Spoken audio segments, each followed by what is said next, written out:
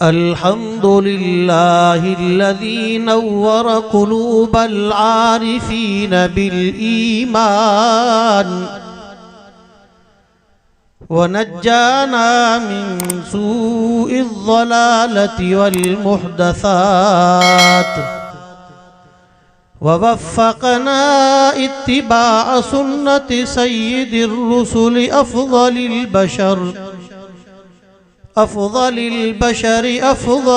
الكائنات الذي اسمه مكتوب في الإنجيل والقرآن والتوراة. أما بعد فأعوذ بالله من الشيطان الرجيم. بسم الله الرحمن الرحيم.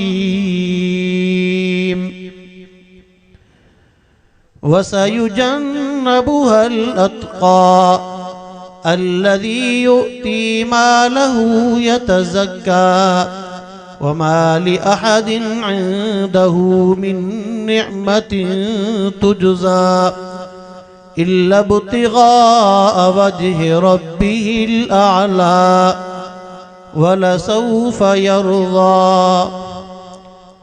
وقال النبي صلى الله عليه وسلم مروا أبا بكر فليصل بالناس. صدق الله وصدق رسوله النبي الأمي الصادق الأمين ونحن على ذلك لمن الشاهدين والشاكرين والحمد لله رب العالمين.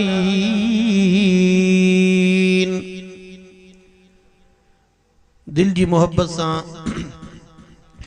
आवाज़ बुलंद सरकार दो आलम सल्लल्लाहु अलैहि वसल्लम जी ज़ात अक़दस जी मथा मोहब्बत में दुरूद शरीफ पढ़ो। अल्लाहुम्मा सल्लि अला सय्यिदिना व मौलाना मुहम्मदिन नबील उम्मी व आलिहि व बारिक व सल्लिम अदद कुल्लि मालूमिन लक दाइमन अबदा। अज 8 जनवरी बिरोज सूमर इंतहाई थद जी मौसम में इन गोठ फरीद मल्क में असांजे इंतहाई मोहतरम हाफिज शाहनवाज लांगा साहब जन जी हिन छपरी जे हेठों तवां असां सब साईं सैयद मुजाहिद अली शाह साहब जन जी दावत ते इन कुरान पाक जे वाइज़ ॿुधण जे लाइ गॾु थिया आहियूं। अल्लाह ताला जी बारगाह में दुआ आहे त अल्लाह साईं चले तवां असांजी हाज़िरी के पंहिंजी बारगाह में क़बूल ऐं मंज़ूर फरमाए। आमीन चो।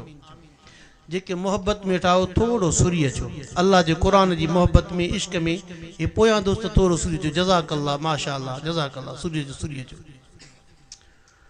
माशाअल्लाह। अज इंतहाई इन थद जी मौसम में हिते दोस्तन जो गॾु थियण इहो ॿुधाए रहियो आहे त फरीद मल्क वारनि के अल्लाह जे कुरान सां मोहब्बत आहे। हिन यूसी खडवारी जे हिननि बुज़ुर्गनि के हिननि नौजवाननि के हिननि अबाबीलनि के अल्लाह जे कुरान सां मोहब्बत आहे, महबूब जे फरमान सां मोहब्बत आहे। अल्लाह ताला जी बारगाह में दुआ है तो अल्लाह सिंह तवां असांजे अचण के वेहण के ॿुधण के पंहिंजी बारगाह में क़बूल ऐं मंज़ूर फरमाए। उन खां पोइ अल्लाह साईं जेको कुझु मूंखां चवराए उनखे तव्हां असां सभिनी जे लाइ आख़िरत में निजात जो ज़रियो बणाए। चूँकि बुलबुल बयान हज़रत मौलाना अब्दुल करीम चौहान साहब उहे भी मौजूद आहिनि ऐं इंतहाई थद जी मौसम भी आए, सी भी तमाम तेज़ आए। अवां जो ज़्यादा वक्त वठण नथो चाहियां। इंशाअल्लाह हिन मुक़द्दस स्टेज ते मुख़्तसर वक्त में फ़ज़ाइल हूंदा, मसाइल हूंदा, दलाइल हूंदा, शमाइल हूंदा, हक़ाइक़ हूंदा, दक़ाइक़ हूंदा, अल्लाह जो क़ुरान हूंदो, मदनी जो फ़रमान हूंदो, सहाबाए अहल बैत जो शान हूंदो। जो इंशाअल्लाह राज़ी रब रहमान जेके मोहब्बत में ठाओ मोहब्बत में चो सुभान अल्लाह। जेके अल्लाह जे क़ुरान जी मोहब्बत में, महबूब जे फ़रमान जी मोहब्बत में जागी रहा उहो मोहब्बत में चो सुभान अल्लाह। अरे हक़ीक़त ॻाल्हि इहा आहे त मूंखे हिन फ़रीद मल्क वारनि जे चेहरनि में अल्लाह जे क़ुरान जी मोहब्बत नज़र अची रही आहे। अल्लाह साईं चल तव्हां असांखे क़ुरान जो इश्क नसीब फरमाए, अल्लाह साईं क़ुरान जी तिलावत जो शौक़ नसीब फरमाए। वाह साहबा तुंहिंजी अज़मत तां क़ुर्बान। हाँ वाह हुजूर जा साहबा, उन्हनि खे क़ुरान सां मोहब्बत, ख़ुदि अल्लाह जे रसूल खे क़ुरान सां मोहब्बत। कॾहिं साईं जन अब्दुल्लाह इब्न मसूद खां क़ुरान था ॿुधनि, कॾहिं हज़रत कारी उबई इब्न कअब रज़ी अल्लाह ताला अन्हु खां क़ुरान था ॿुधनि। हाँ साईं जन जी मजलिस क़ाइम आहे। साईं जन फरमाइनि था उन मजलिस में पैगंबर साईं जन जो साहबी सगोरो हज़रत कारी उबई इब्न कअब रज़ी अल्लाह ताला अन्हु मौजूद आहे। साईं जन फरमाइनि था कारी साहब अॼु मां मोहम्मद खे सूरत बय्यिना जी तिलावत करे ॿुधां। उन कारी साहब जे अखियुनि में पाणी थो अची वञे।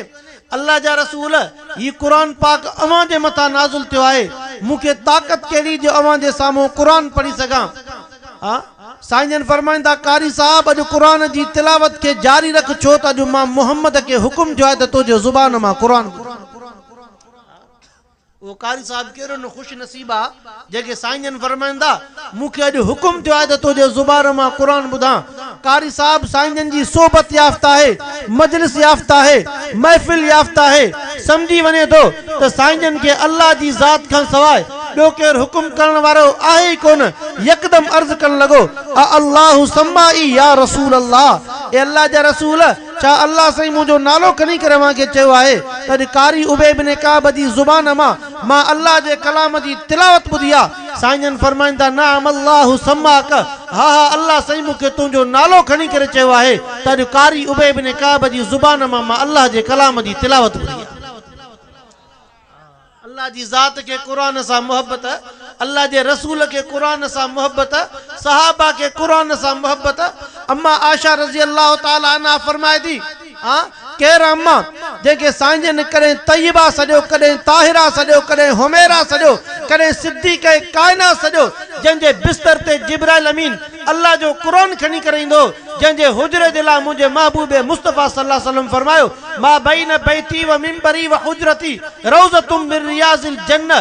उहा अम्मा फरमाए थी पई त मुंहिंजे महबूब मुस्तफ़ा सल्लल्लाहु अलैहि वसल्लम खे क़ुरान सां मोहब्बत ही। साईं जन कॾहिं ॾींहं जो क़ुरान पढ़नि था, कॾहिं सहाबा जे मजलिस में क़ुरान पढ़नि था, कॾहिं पाण क़ुरान पढ़नि था, कॾहिं सहाबा जे ज़ुबान मां क़ुरान पढ़नि था, कॾहिं सहाबा जे ज़ुबान मां क़ुरान ॿुधनि था। हता कि राति जो मुंहिंजे हुजरे में बीह करे मुसल्लो विछाए करे ॿ रकातूं नफ़िल जी नियत करे अल्लाह जे क़ुरान जी तिलावत कंदा। पर साईं जन जी का तिलावत मामूली थोरो ई। अम्मा फरमाए थी जॾहिं साईं जन इश्क ऐं मोहब्बत में क़ुरान जी तिलावत कंदा हुआ, अखियुनि मां ॻोढ़ा मोतीअ जे दाणनि वांगुरु डबकी करे मुसल्ले ते किरंदा हुआ।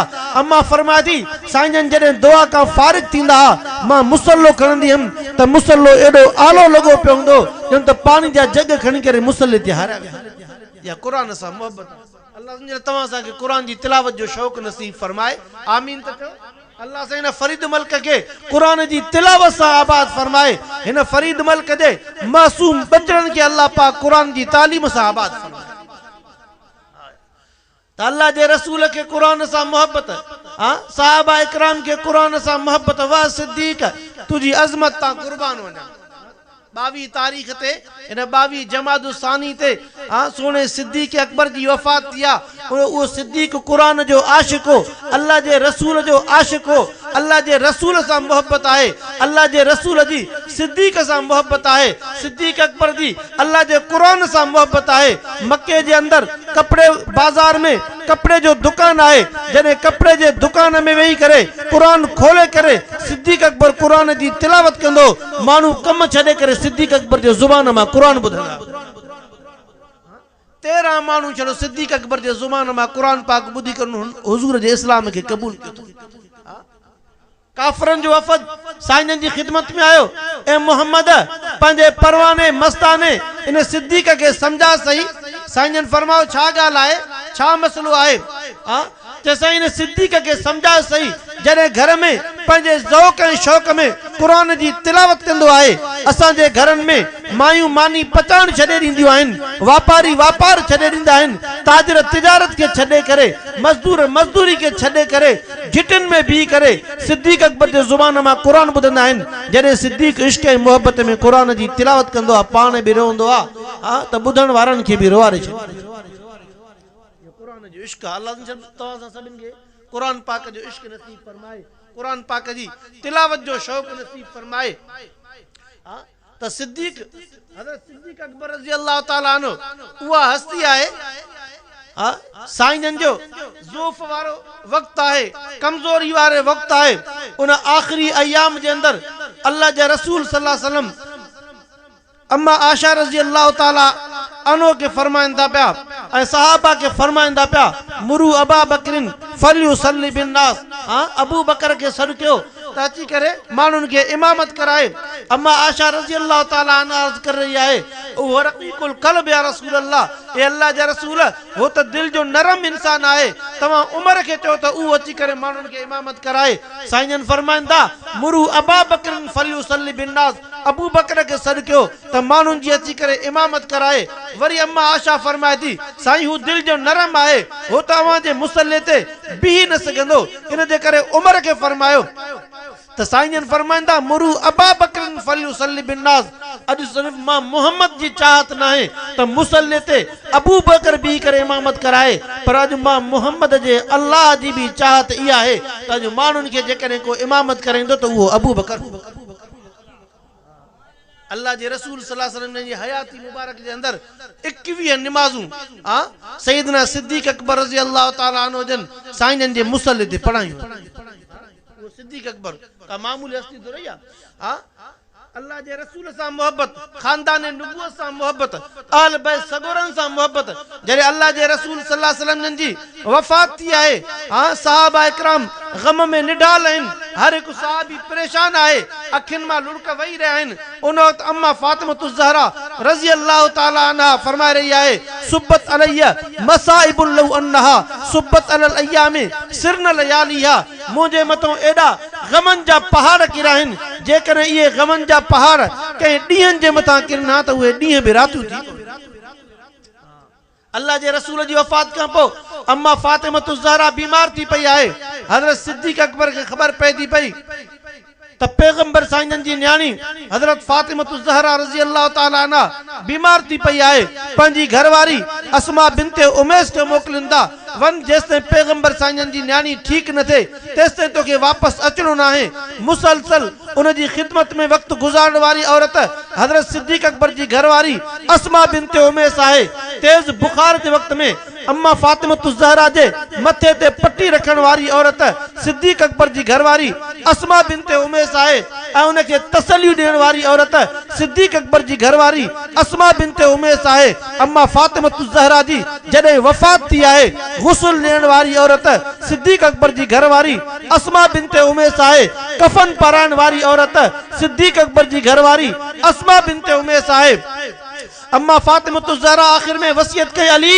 मुझो जनाजो रात के टाइम ते खन जाए मुझो जनाजो डी जो न खन जाए छो तो मुझो चेहरो या अली डिठो या नबी डिठो या मुस्तफा डिठो या मुर्तजा डिठो इन जे करे मां चाहां थी पई त मुझे कफन ते कहीं धारे जी नजर न पवे मता को चे त नबी जी न्याणी जो कद हेतरो हजरत अली रज़ी अल्लाह ताला अन्हु जन वसियत के मुताबिक जनाजो मगरिब का पो मस्जिद नबी जे सामने आंदो आहे अम्मा फातिमा ज़हरा जी वसियत केड़ी गोया के उम्मत मुस्लिमा जी न्याणन के पर्दे दी वसियत करे जण त हिय चई रही है जे करे जन्नत में खातून जन्नत सा के गड रहणो आहे तो वा पर्दे वाली जिंदगी इख्तियार करे अल्लाह से सभिन जी न्याणन के पर्दे वाली जिंदगी नसीब फरमाए असा जी अमन न्याणन भेनरुन के अल्लाह साईं पर्दे ए हया वाली जिंदगी नसीब फरमाए अम्मा फातिमा ज़हरा का मामूली औरत तो रिया वह हया जी मलका है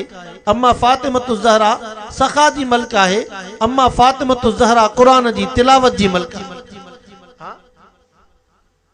कि अल्लाह वारे अम्मा फातिमतु ज़हरा के बारे में फरमायो है, हया के माथे का ताज ज़हरा, वफा परस्ती की लाज ज़हरा, मकाम कौने हुसैन ये है, करेगी जन्नत पे राज ज़हरा, किसी की बेटी को न मिला है तुझको जो राज ज़हरा, जो है तेरे कदम की मट्टी वो है दी का ताज ज़हरा, और दुनिया भर में जो बट रहा है तेरे घर का अनाज ज़हरा, और जो तेरे शोहर से बुग़्ज़ रखे मरीज है ला इलाज ज़हरा।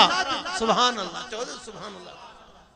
और जेकर सखिन के का सखावत जी चिंग मिली है ना, अम्मा फातिमतु ज़हरा जे सदके मिली है। फरमाए दुनिया भर में जो बट रहा है तेरे घर का अनाज ज़हरा, मुखे चवण दियो त शबीर और शब्बर दी अम्मी ज़हरा, नबी दे घर विच है जम्मी ज़हरा, मकाम तेरे नु कौन समझे, फरिश्ते हिन तेरे कमी ज़हरा, रब नु सजदा करन दी खातिर रात मंगदी है लंबी ज़हरा। अली साईं फरमाइंदा इशा जी नमाज का पो बरकात नफिल जी नियत के पेरी रकात में सूरत फातिहा का पो सूरत बकर जी तिलावत शुरू के, जरे सूरत बकर पूरी थी मुँह समझो हाने रुकू कंदी, पर सूरत बकर खत्म, सूरत आल इमरान खत्म, सूरत निसा खत्म, सूरत मायदा खत्म, अन्नाम आराफ खत्म, जने कुरान जा 15 सिपारा मुकम्मल थिया। अम्मा फातिमतु ज़हरा पेरी रकात जो रुकू क्यों आए, जने बी रकात शुरू के 16 सिपारो खत्म, 17 खत्म, 18 खत्म, 19 खत्म, 20 खत्म, अना कुरान जो खत्म मुकम्मल थियो ही ना है। हेडो मस्जिद नबी मो फजर जी आजान जो आवाज अचियो, अल्लाहु अकबर अल्लाहु अकबर, जल्दी जल्दी रुकू करें, सजदो करें, सलाम फेरे करे, रब का रोई करे दुआ गुरती अल्लाह हिन सर्दी जी रातन के तू एतरो नंढो करे छड़ियो जो पैगंबर जी न्याणी कुरान जो खत्म भी मुकम्मल न कर सके। यो कुरान सा इश्क है, इन जे करे के अल्लाह वारे चयो शबीर और शब्बर दी अम्मी ज़हरा, नबी दे घर विच है जम्मी ज़हरा, मकाम तेरे नु कौन समझे, फरिश्ते हिन तेरे कमी ज़हरा, रब नु सजदा करन दी खातिर रात मंगदी है लंबी ज़हरा। अल्लाह जिन तव्हां सां जे बचड़न के कुरान वारी नेमत नसीब फरमाए। उन अम्मा फातिमतु ज़हरा जो जनाज़ो जॾहिं रात जे टाइम ते मगरिब खां पोइ मस्जिद नबी जे साम्हूं आयो आहे, वॾा वॾा सहाबा मौजूद आहिनि। हज़रत अबू बकर साईं फरमाइंदा अली अम्मा फातिमतु ज़हरा जे जनाज़े जी तू इमामत करा, छो त वारिस तू आई। हज़रत अली साईं फरमाइंदा ए जानशीन पैगंबर ए सोना सिद्दीक अकबर, अवां जी मौजूदगी में मां अम्मा फातिमतु ज़हरा जे जनाज़े जी इमामत कीअं करायां, छो त पैगंबर साईं जन फरमायो ला यंबगी लिक़ौमिन इन फीहिम अबा बकरिन अन यउम्महुम गैरुहु, जै कौम में अबू बकर मौजूद हुजे, अबू बकर जी मौजूदगी में कंहिं मां जे लाल खे ताक़त न जो अॻिते वधी करे इमामत करे। इन जे करे फातिमा जे जनाज़े जी इमामत अॼु अबू बकर करेंदो। अबू बकर साईं अम्मा फातिमतु ज़हरा जे जनाज़े जी इमामत कराई आहे। अली साईं पोयां आहे, हज़रत हसनैन पोयां आहिनि, वॾा वॾा सहाबा पोयां आहिनि। अल्लाह जिन तव्हां सां सभिनि खे सहाबा जी पैरवी जी तौफ़ीक़ नसीब फरमाए, तव्हां सां सभिनि खे कुरान पाक जी तिलावत जो शौक़ नसीब फरमाए। ही किताब को मामूली किताब थो रही आहे, नाज़रा पढ़ण जी बरकत सां अल्लाह से सगीरा गुनाह माफ़ फरमाए छॾे थो। जेको यादि करे थो अल्लाह से उनखे हाफ़िज़ कुरान थो बणाए छॾे, जेको कुरान जे मथां अमल वारी ज़िंदगी गुज़ारे थो अल्लाह से उनखे पंहिंजो वली बणाए छॾे। मुझे महबूब मुस्तफ़ा सल्लल्लाहु अलैहि वसल्लम फरमायो आलुल कुरान हुम आलुल्लाह, दुनिया जे तख्ते ते जेकॾहिं तव्हां खे को वली ॾिसणो आहे त इहो कुरान वारा अल्लाह जा वली अथव। तव्हां सां वली कंहिंखे सम्झंदा आहियूं जेके वॾा कंगड़ पातल हुजनि, जुबा शुबा पातल हुजनि, नीरा सावा ॻाढ़ा नीरा इहे जुबा पातल हुजनि, पंहिंजे जुबनि सां रोडनि खे पोइ ॿुहारियूं ॾे, निमाज़ खां परे ज़िक्र खां परे इहो वॾो वली थो वञे, वॾो फ़क़ीर थो वञे। हा, पर मुंहिंजे महबूब मुस्तफ़ा सल्लल्लाहु अलैहि वसल्लम वलीअ जी तारीफ़ कंदे फरमायो आलुल कुरान आलुल्लाह, दुनिया जे तख्ते ते जेकॾहिं तव्हां खे वली ॾिसणो आहे त कुरान वारा अल्लाह जा वली अथव। अल्लाह जिन तव्हां सां सभिनी खे कुरान पाक जी तिलावत जी तौफ़ीक़ नसीब फरमाए। अल्लाह से हिन फरीद मल्क खे कुरान पाक जी तिलावत सां आबाद फरमाए। तव्हां सां सभिनी जे सीननि खे कुरान जी मुहबत सां आबाद फरमाए। तव्हां सां जे बचड़नि सभिनी खे कुरान वारी नेमत नसीब फरमाए। जेको मूं चयो अल्लाह सां उनखे पंहिंजी बारगाह में क़बूल मंज़ूर फरमाए। व आख़िर दावाना अनिल हम्दुलिल्लाहि रब्बिल आलमीन।